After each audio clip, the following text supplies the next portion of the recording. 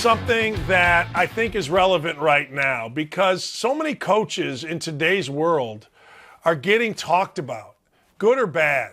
You know what I mean? Like making too much money, too important. There are 5 coaches that, as I looked across the landscape of both NFL, NBA, college basketball, that I'm really interested in, I think are fascinating people. The first is Bill O'Brien. Like, Bill O'Brien has handicapped child. Bill O'Brien, who's now the offensive coordinator of the Alabama Crimson Tide, is getting ready to go play. He's getting ready to go play in the national championship game. He's the latest in a long line of rehab projects of coaches. Now, the first person to do this was Bobby Knight back in the 90s. I had to work, and I loved doing it, with Don Donaher, legendary coach at Dayton, Tate's Lock, legendary cheater, but one of the great guys ever, and the most notorious cheater, Norm Ellenberger, God rest his soul. These dudes had the greatest stories ever. They were all guys that were uber successful, uber crazy, got fired, kind of not down on their luck, but needed help, and Knight helped them. Well, I don't think any of the modern guys that coached in college football or in the NFL are down on their luck, certainly financially. But Bill O'Brien went from a guy that took over after Joe Paterno's whole catastrophe at Penn State. He righted the ship, did a great job, turned that into a GM / coaching position with the Houston Texans. Had some really talented teams and had some success. As most things happen, he gets sideways. Next thing you know, he's gone, and Saban picks him up. Okay, well now, Bill O'Brien, and if you know his story, he's a happy family man, son that is special needs. He's great with him. I have a real empathy. It's the only thing I really, really liked about Charlie Weiss. But anyway, so Bill O'Brien is now in line for something. What that something is, I don't know. A lot of people are talking about the Jacksonville Jaguars job. That'd be a hard sell to me. I just would. A lot of people are talking about college, but the truth of the matter is college jobs that are any good are pretty much filled, at least the ones that he would look at. So I don't know what's going to happen with Bill O'Brien. But one thing I like is that Bill O'Brien is back in the conversation. I think he got screwed. I know there's always a backstory. When he got rid of DeAndre Hopkins at Texans, everybody lost their mind. DeAndre Hopkins was the mad crapper here at the Combine. I've always thought of him that way. He and some wide receiver from Rutgers, for whatever the reason at the Combine, decided to take a dump and wipe it all over the walls of a hotel room. It was a $15,000 bill to fix this hotel room. So I've never really liked DeAndre Hopkins. People change, great story. But Bill O'Brien got rid of him, the media attacked, and now it's good to see that he's back in an offensive coordinator job playing for a national championship. I just think it's a good story. Tubby Smith. You know where Tubby Smith is right now? I'll wait. Tubby Smith's the head coach of his alma mater, High Point. See, Tubby Smith, to me, has always not been a decent guy, always been a great guy. Here's why I'm talking about O'Brien and Tubby Smith.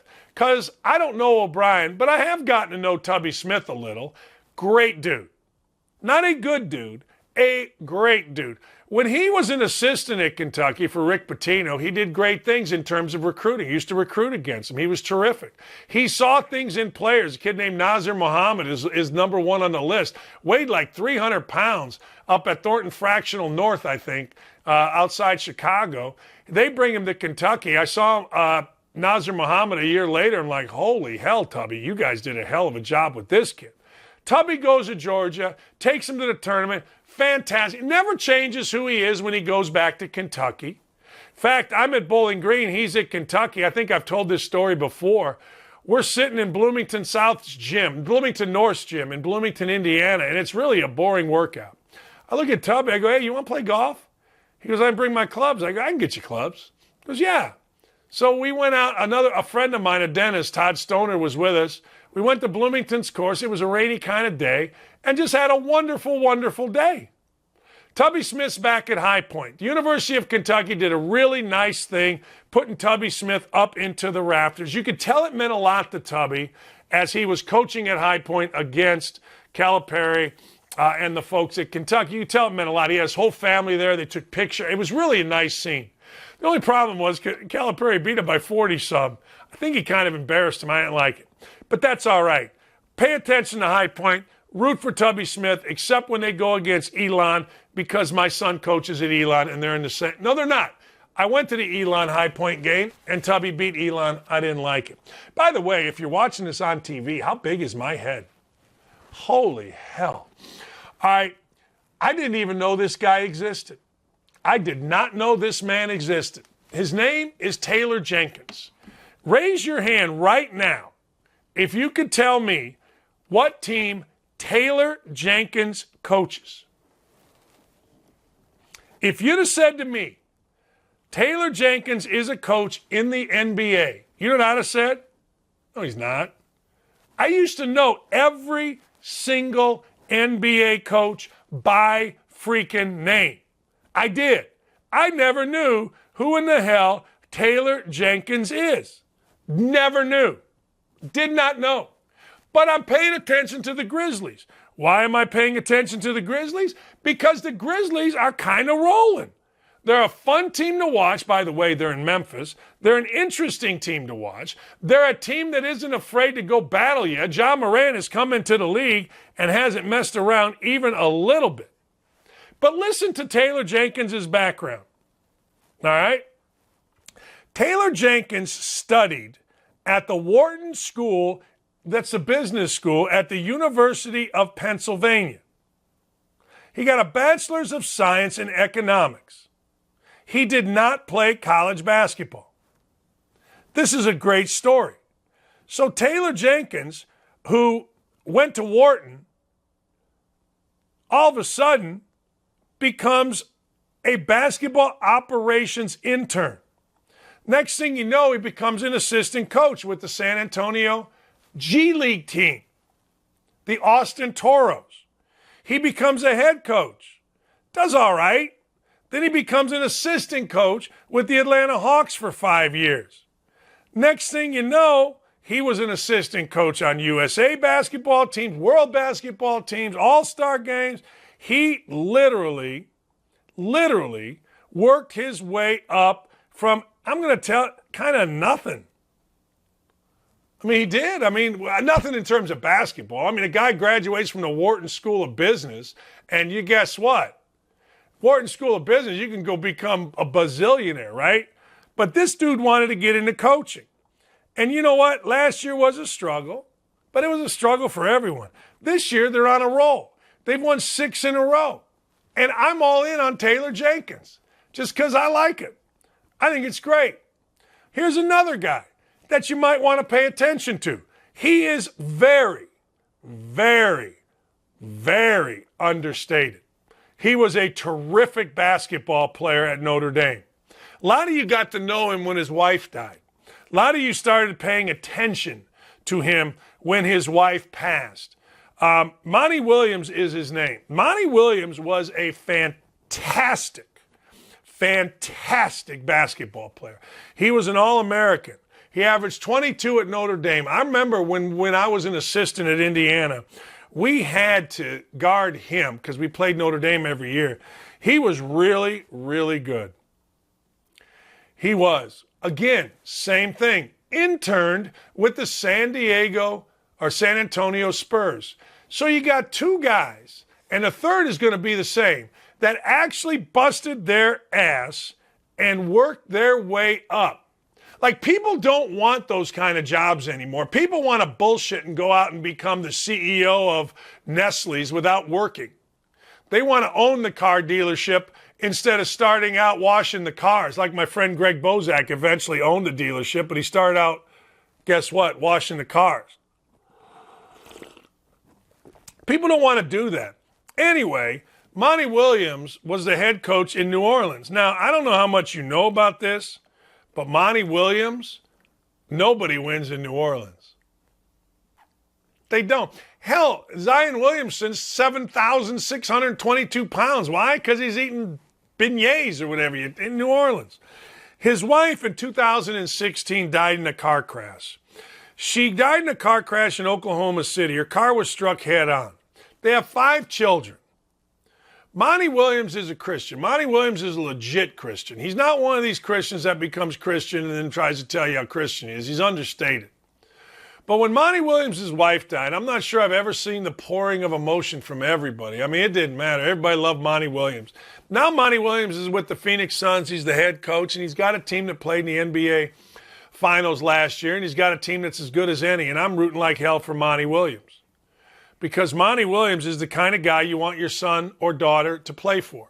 Monty Williams is the kind of guy you want your son or daughter to marry. You just do. I'm sorry, you just do. And Monty Williams, to me, is the kind of guy that as a media guy or an entertainer, whatever the hell it is, that I call myself, I want him to be uber successful.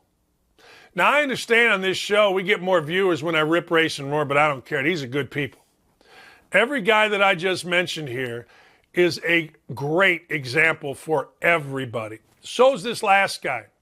Sean McVay. Sean McVay is the head coach of the Los Angeles Rams. Now, the Los Angeles Rams are rolling, right? They just, hey, look, the marriage between McVay and Stafford, fantastic. Kroenke, the owner, he'll spend, he'll go get. Here comes Von Miller. You need it, he's going to go get it. McVay's going to coach it, and Stafford's going to pass it. Robert Woods, their wide receiver's out. Robert Woods was a wide receiver that did everything, right? Name it, he did it. But Sean McVay has kept this whole deal together. And one of the things I like about Sean McVay is this. When Sean McVay was coming out of Miami of Ohio, Sean McVay did something that I don't think is in his Wikipedia page. I don't think it's anywhere. I really don't. Sean McVay interned. Like he coached the Florida Tuskers. All right? He worked under Jay Gruden, John Gruden's brother. But here's what they used to do. There are legendary coaches in the NFL. John Gruden is one of them. Another is a man named Rick Venturi. Rick Venturi might be the smartest mind in the NFL. Rick Venturi, for 35 years or so, was a defensive coordinator. Had a cup of coffee as the head coach at his alma mater, Northwestern, when Northwestern put no money into it. And Rick Venturi had no chance there. So a lot of people point to Rick Venturi's college record, and they're crazy. They don't know football because Rick Venturi is as respected a guy. Rick and I are friends. Rick told me about Sean McVay way before Sean McVay became the head coach of the Los Angeles Rams. Sean McVay interned for this group of older coaches, if you can call it intern, that used to meet in the summer. And Sean McVay would get them coffee, he would sit in on meetings, and every single one of them considered him, Sean McVay, to be a coaching savant. And he did it willingly. Now, you got to understand something about Sean McVay. Sean McVay's people are NFL royalty. Like, you got to understand his grandfather, John McVay, all these people with the McVay name. These are all his people. I'm telling you, this dude was born with an NFL silver spoon, but he went deep in the woods to learn, to work, to study, and he's getting the reward that people that do those kind of things do. Getting guys coffee. Holy hell. Going out and sitting around and listening with a notepad. They say he always had a notepad with him. He was always writing stuff down. He was always asking questions. He was always sitting there listening. And you can always tell when somebody's listening. You can always tell when somebody's getting ready to talk or when they're listening. And then they talk, and usually the way you can tell is they bring the conversation back to something that they heard. Sean McVay is getting exactly what people that listen, work their way up, get. There are some that don't have to do that. There are some that don't. There are. Hey, look, Steve Kerr, NBA-wise, he worked his way up. Broadcast-wise, no. Coaching-wise, no. Fine. I'm not begrudging anybody. I just like to see these 5 people, Bill O'Brien, Tubby Smith, Taylor Jenkins, Monty Williams, and Sean McVay celebrated because they all kind of did it the same way. They all kind of busted their ass to get to where they needed to go.